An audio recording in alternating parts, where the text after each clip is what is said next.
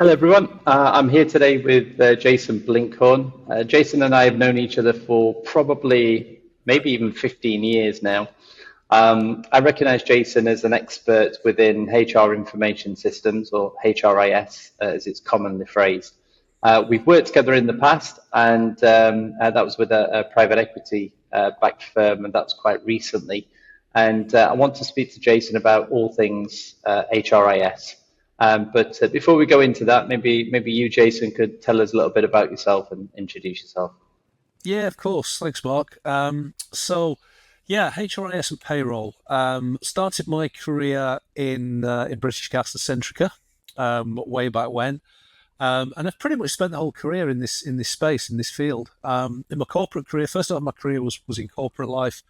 Did pretty much every job you can imagine in the HRIS space. So from assistant through analyst through project manager through support manager, eventually head of. Every role that you can think of around HRIS, I'd done. And then when I moved into more of a freelancing career, because if you imagine working in a single sector for that whole period, it was quite narrow. And what I Yeah. wanted to do is move away from energy and utilities and move into the broader world. And I think working as a freelance, doing this for myself, it's given me that opportunity. So I've worked with defense companies, financial services, banks, telecoms companies, corporate real estate, and then more recently private equity and even some privately owned businesses. It's been everything I wanted really in terms of that breadth of experience, breadth of knowledge, and just understanding different businesses in different sectors and how it works. And all of that time spent in HRIS and payroll, predominantly in change. So having moved out of kind of an operational role, the second part of Yeah. my career has been all about change. Fantastic. Thank you. That's really helpful. And when I think about you for HRIS assignments, it could either be creation of a business case, it could be creation of the project plan into execution of the plan, and that could be across payroll and HRIS. So just to add to sort of your summary. But in terms of all things HRIS, if I was an HRD, group HRD, or possibly a CIO, because it depends, sometimes it could be the CIO, sometimes it could be the HRD that's the sponsor for this. Could you give us, or could you give them a few tips about what things to think about at the start of a project? Yeah, for sure. As I said, the ideal for me is always to get involved at the beginning. The kind of things that I would be looking, I guess, to advise, the HRD, the head of IT, or even the CFO in some cases, because payroll is very often aligned to finance. So Yes, I've of done course. a lot of work with CFOs. But I think the first thing, above all else, really, is that the vision, the leadership, and the ownership is everything.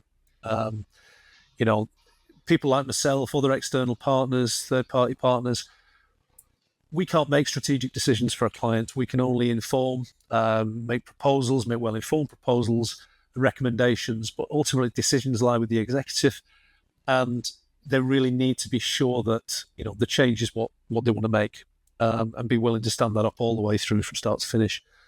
The second big thing is around communication, and I think very often a lot of the sort of the business case work, a lot of the pre-work will happen in the background, and very often clients might have left it too late to start communicating.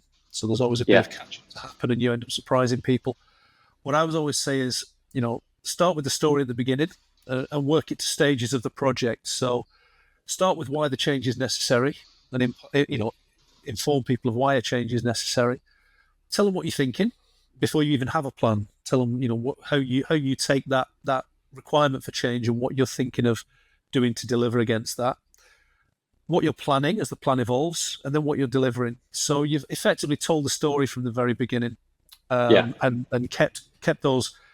Typically with HRIS, it's the employees and the line managers that are the key stakeholders. All the partners in other parts of the business, obviously, but they are the key people who really need to come on the journey with you. And it works bear in mind that this is probably only a very small part of their role, part of their day job. A manager may only Yeah. transact with HR very occasionally. But I think if that seed is set at the very beginning, of what's going to happen and why, then that would always stand you in good stead. The one caveat I'd put to that is that, typically an HRIS program, it takes longer than 6 months. It can take 6 months. It can take 2 years. And during that time, a lot of change can happen in a business. A lot of the conditions can change. So I think you've got your vision at the outset, but it pays to keep that under review, because things will change in the external markets, external factors. Stay the course, but be willing to sort of deviate from that course as circumstances dictate. And that also lends itself to the scope. I think it's very important for someone like me in my role to have that scope very clear up front about what it is that we're looking to deliver, when we want to do it, how we want to do it. But again, keep it under review. And probably the final point around the start of the journey is a lot of my clients have tended to underestimate the internal resource needs and the things that need to happen on their side. I typically work client side, so I'll work with third-party partners, I'll represent the client with those partners, and I'll run a joint plan very often. But when you're in those pre-sale discussions, very often it's not in the partner's interests to be fully upfront about the degree of internal resource required, because it drives up cost and it potentially erodes business case, and it can impact on sale. So very often, you're not going to get that advice necessarily from your third party, but when you get into the project, what you're going to find is that, obviously, your partner isn't going to know your business. You're going to need to provide them with a lot of data, a lot of information. A lot of my clients have grown through acquisition. So what you can find is that you've got a business of 10,000 people, hundreds of different sets of terms and conditions governing those people and governing their employment. And your partners are going to need to know all of that. So you're going to need to do a lot of work up front to understand, who your employee base are, where their practical data is, but also the business rules that govern that data. Because the strength of the HRIS is the automation that it brings. And it can only bring that automation if it knows the rules, if it knows what to apply those automated principles to. So that's a huge challenge, and that can take quite a lot of time. Examples being, a client I worked with had a quirk in one of the businesses they'd acquired. Everyone got birthday leave. So a small proportion of the business got their birthday off.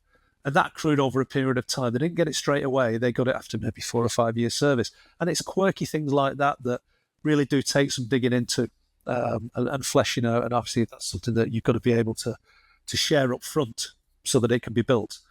The kind of the key follow-on from that is that once that complexity's been built, it's all going to be tested. And all those different scenarios have got to be tested.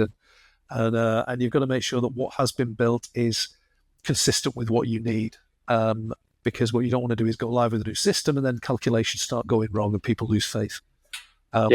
Confidence is everything in this. Just a couple of other pieces to think about. Obviously, if you're putting in a new system, your partner may provide some support in terms of training and comms, but they won't be able to do that in the context of your business. So again, it falls to the client-side staff and the client-side employees to actually develop those materials, to put those training and comms. This is how the system works.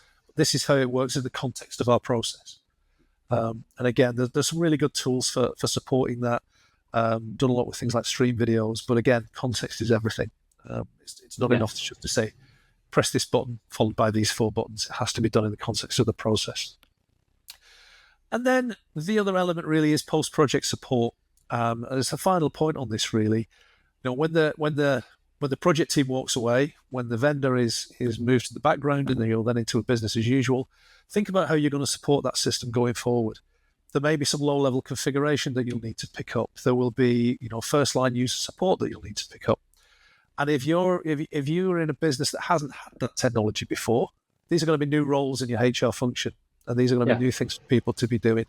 And I guess the final point, really, no business is unique or that special. Choose a solution that's the closest match to what your business needs, thinking now and in the future. But embrace the standard, because these systems that you're buying these days, particularly the cloud-hosted ones, they've evolved through the experience of thousands of businesses. They have standard processes that have evolved through that experience. So leverage that. Don't try and change it or bespoke it if you don't need to. Very often there's a view in business that the system must fit the process that we have. not with cloud hosted. It's very much a case of fit your business to the system, because it will be more economical in the long run. You'll stay away from those workarounds that happen.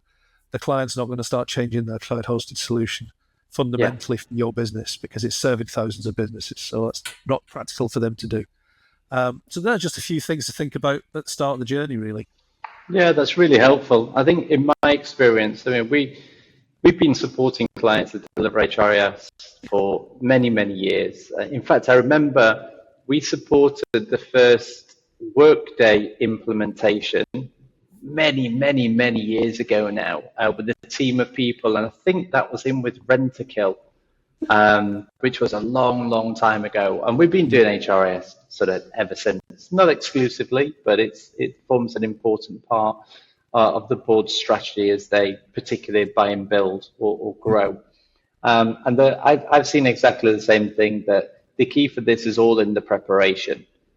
So understanding your data flow within HR, understanding your processes within HR, and understanding the governance around HR, and how that differs in each particular business. We had one pre-HRIS implementation where they decided to harmonize the terms across the whole of the business, which had been built through acquisition. That was definitely a much bigger project than delivering the HRIS. Yeah. But at first, when they were looking at delivering the HRIS, they thought that was a huge project. It actually switched to harmonization of term. But once they got that and some standard operating procedures in place, the HRS was actually pretty simple, because they had a mindset of, this is a vanilla implementation. We're not going to change the system, or certainly not too much. We're going to use it as vanilla and just accept it how it is. Fun. That's how I just recommend it to all clients, which is exactly the same as what you've just said. Yeah. With regard to the HRS systems, I mentioned many, many moons ago, it might even be 20 years ago, we supported with a first Workday in the UK. But things have changed a lot, yeah? In the last 20 years, things have changed an awful lot. Yes. What do you see in terms of sort of more recent trends for HRIS and payroll? Well, I think the constant really is that you've got to have that core of accurate, well-managed and trusted employee data. That's the absolute foundation stone for anything else that you want to do. Yeah. And I think there are still a surprising number of businesses that don't yet have that. And they may have ambitions to do, some of the more value-adding activities. That's the thing that's got to be fixed at the very outset, really. And once you've got that, I think in terms of the trends, I mean, certainly the analysis and businesses starting to leverage that data and leverage that data through tools. I mean, really good tools out there now, like things like Power BI.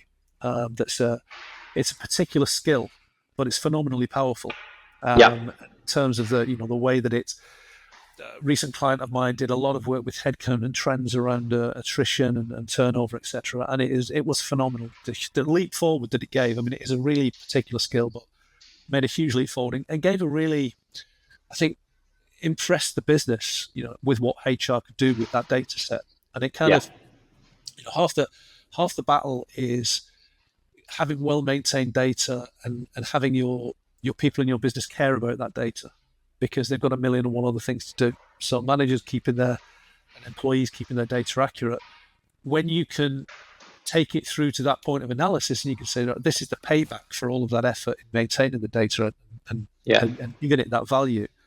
So that's a huge one. I think certainly time and attendance has become a much bigger focus.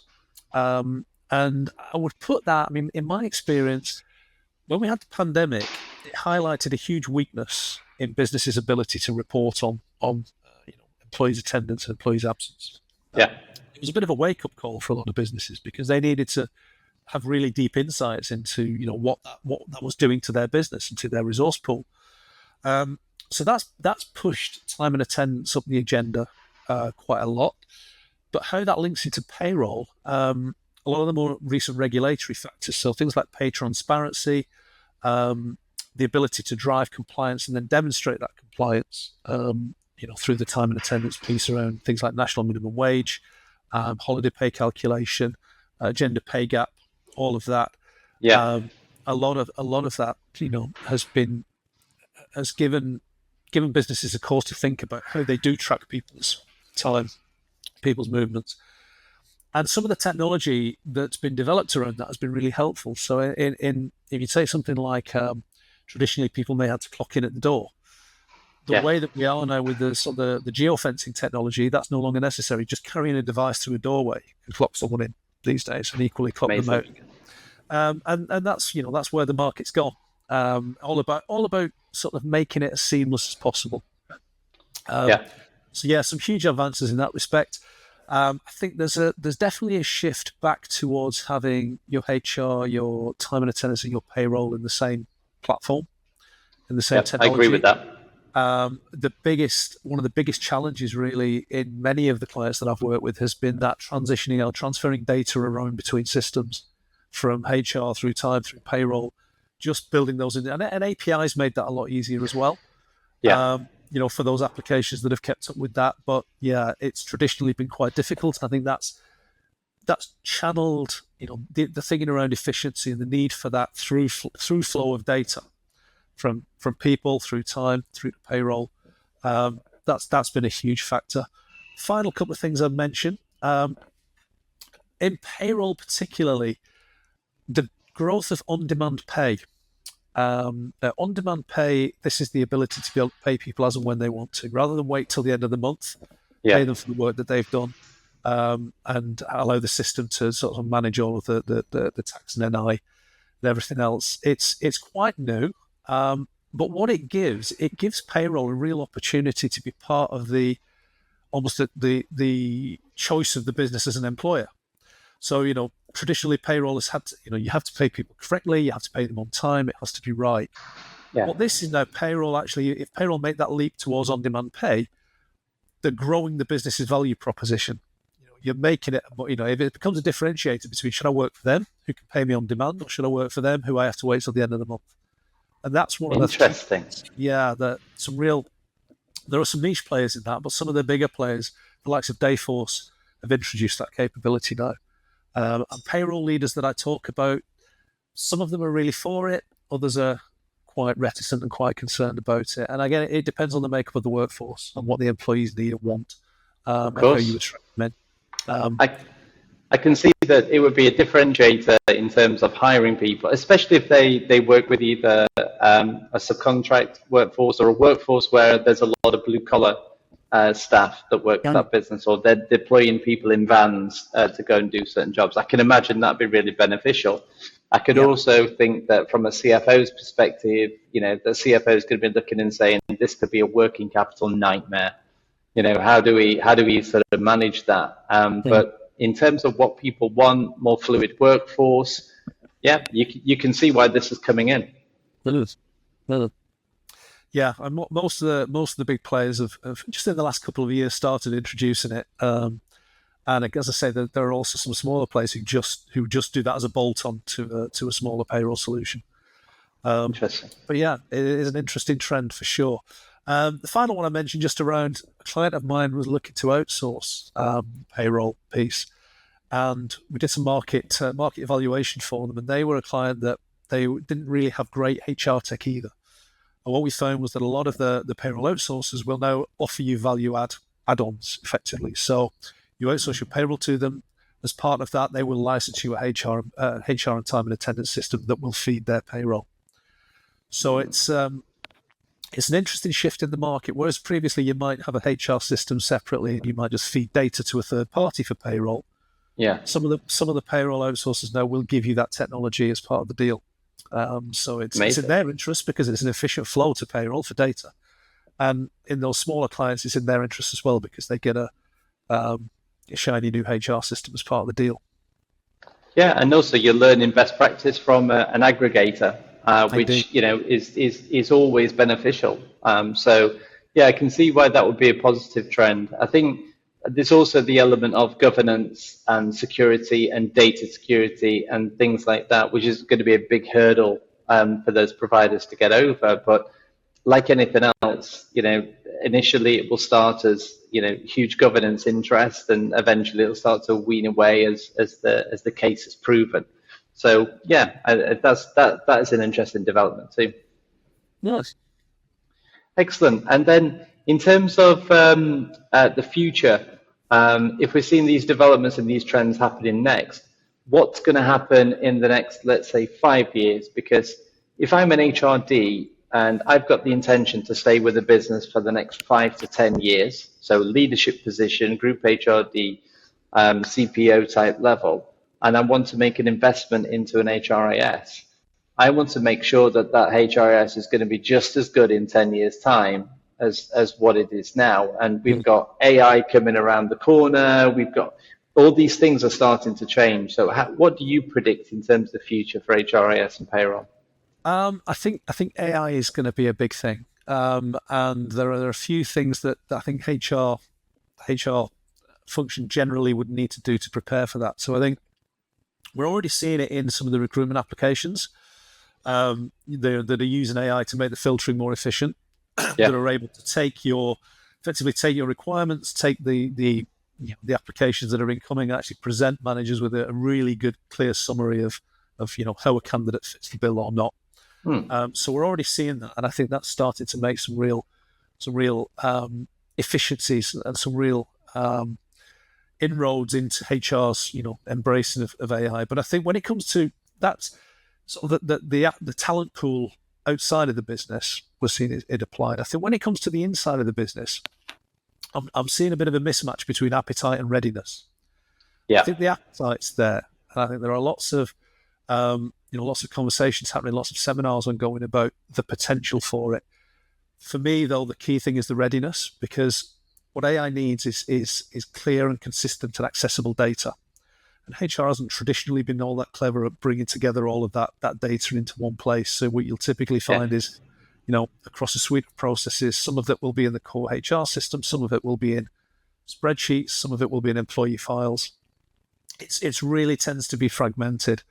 And I think what that AI needs is that data to come together more, to be more consistent, to be more comprehensive. So I think more moving data from silos to single repositories, where you can set machine learning across it. You take something like succession planning, where the succession planning exercise, it needs to draw data from a multitude of different sources, and I think that's where AI has its strengths, but it needs to get access to those multitude of different sources. I think the other key thing there is that it's managing the risk around that.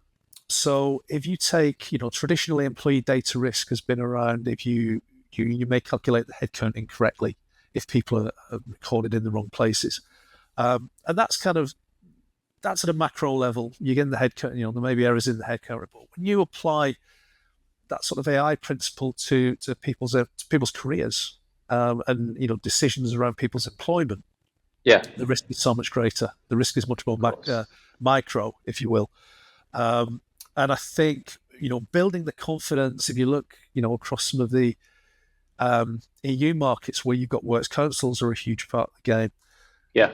Building their confidence in your ability to use this data and have this data accurate enough to present true outcomes and true results that then inform people's career paths. There's always going to be that human interaction in that, and that human intervention ultimately in the decision making, I think. But I think it is all about building the confidence to have your stakeholders confident that the outcomes are going to be accurate. And that can only happen if the data underneath it's good. Yeah, that makes sense. I mean, that's a theme, really, isn't it? Because when we're talking about before we implement an HRIS, we need to make sure the data and the processes are correct.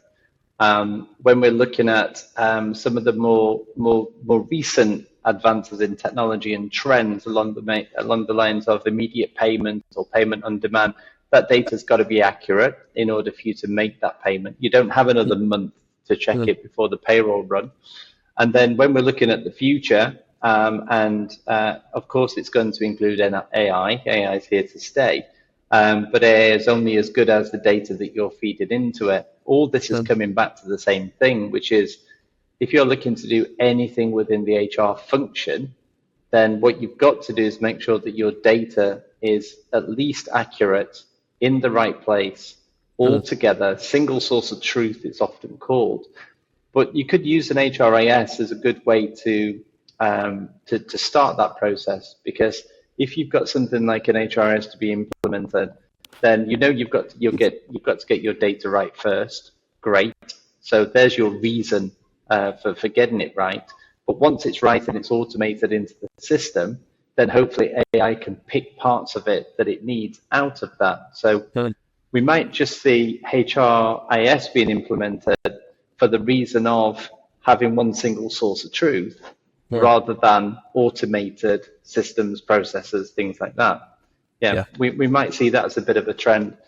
I did read quite recently from a well-known HR consultancy that they said that in the next 18 months, they're going to see more HRIS systems, more data-led systems, data-led processes, data-led decision-making within HR, who have been traditionally a bit slower to uptake than someone like finance, let's say, when it comes to automation and data.